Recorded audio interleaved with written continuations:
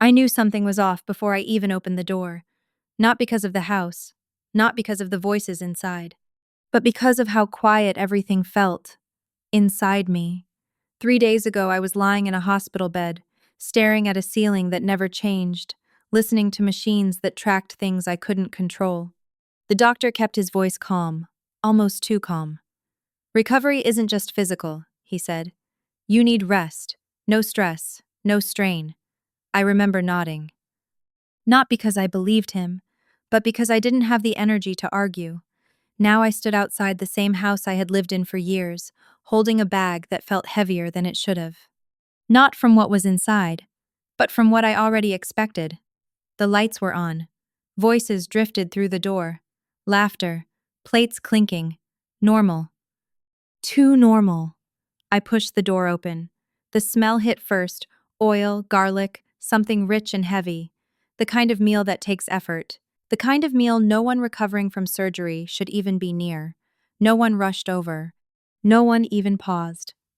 My brother looked up first, leaning back in his chair like he'd been waiting for something mildly entertaining.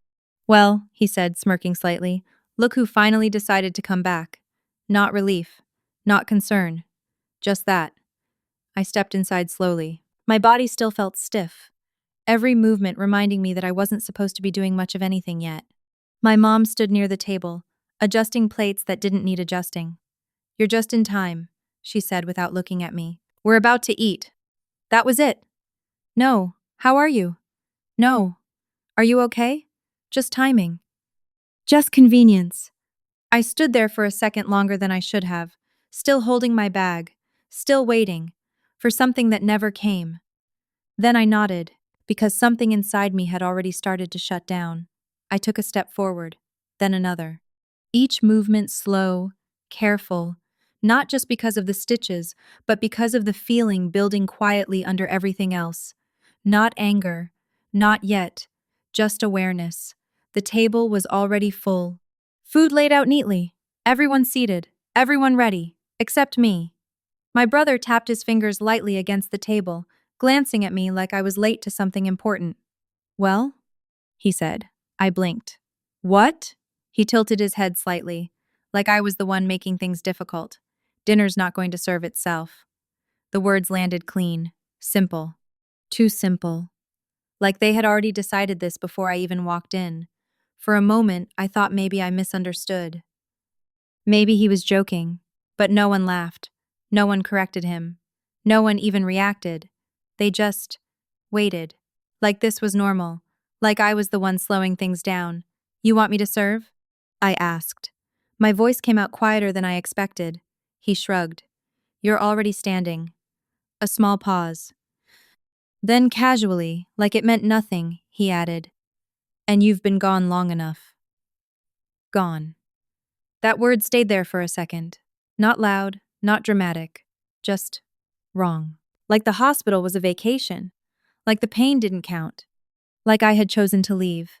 Something shifted inside me. Still not anger, but colder now. Clearer. I set my bag down slowly against the wall. Walked past them. Into the kitchen. My hands moved automatically. Cabinet, plates, utensils. Familiar motions. The kind your body remembers even when your mind is somewhere else. Behind me, their voices didn't stop. Laughter. Casual conversation. The sound of people completely comfortable with what they had just said. Like I wasn't even there. Like I was just part of the background. I picked up the plates carefully, trying not to let my hands shake. Not from pain, from something else. Something I couldn't ignore anymore. I didn't rush, not because I couldn't, but because something in me no longer felt the need to keep up with them. I carried the plates back to the table one at a time, placing them down carefully. Not a single word came from anyone. No thanks. No acknowledgement.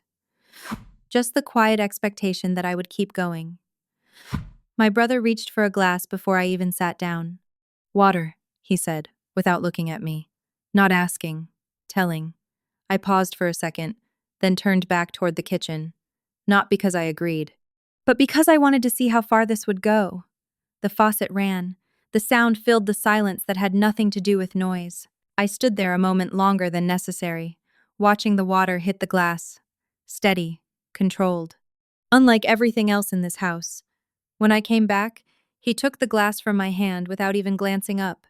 "About time," he muttered. Still no reaction from anyone else. My mom adjusted her napkin. My aunt, who I hadn't even noticed at first, kept eating like this, was completely normal. Like I wasn't someone who had just come home from surgery.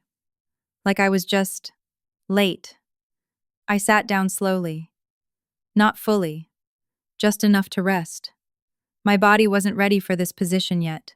The pull near my stitches reminded me immediately, but I didn't say anything, because saying something would make it real, and I wasn't ready to give them that. "So," my brother said, chewing casually, "how long are you planning to take it easy?"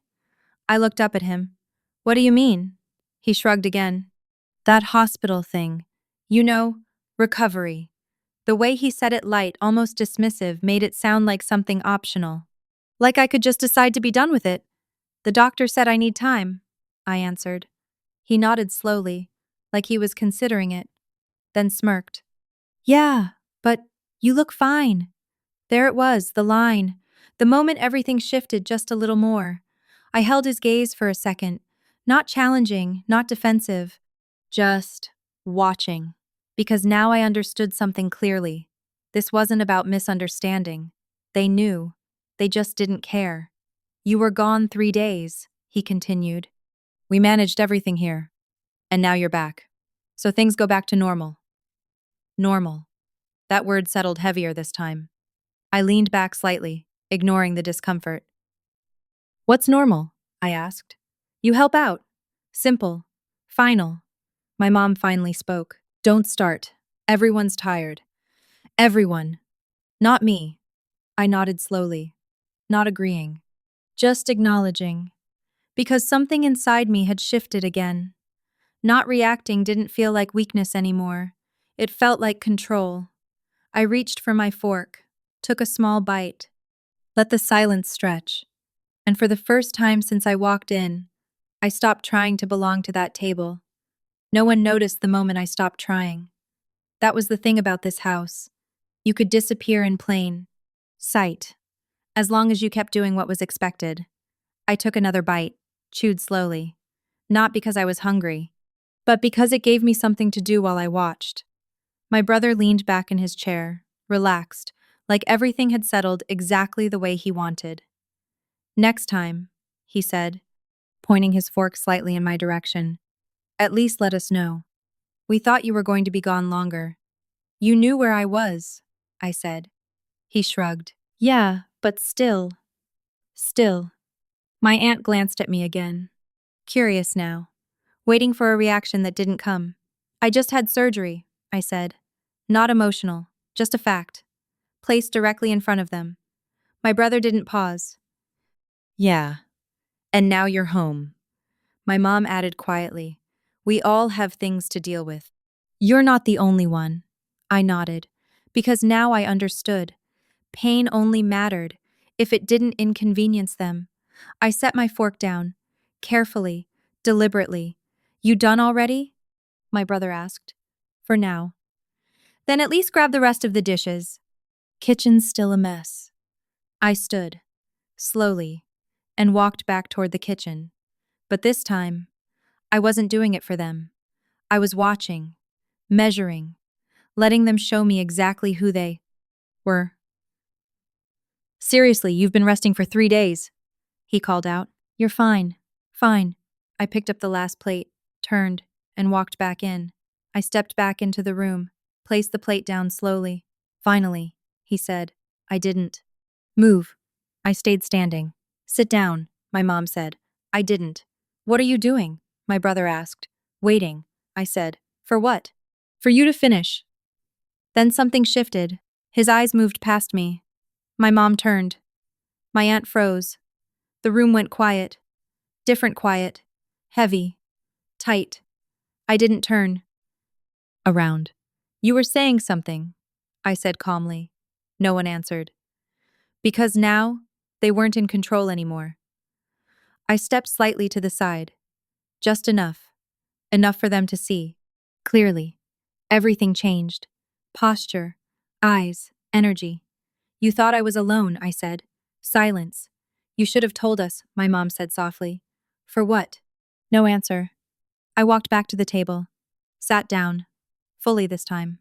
I heard everything, I said. No one argued. No one corrected. Because there was nothing to correct. Eat, my setting. Mom said quietly. I picked up my fork. Took a bite. Not because I was hungry, but because I could.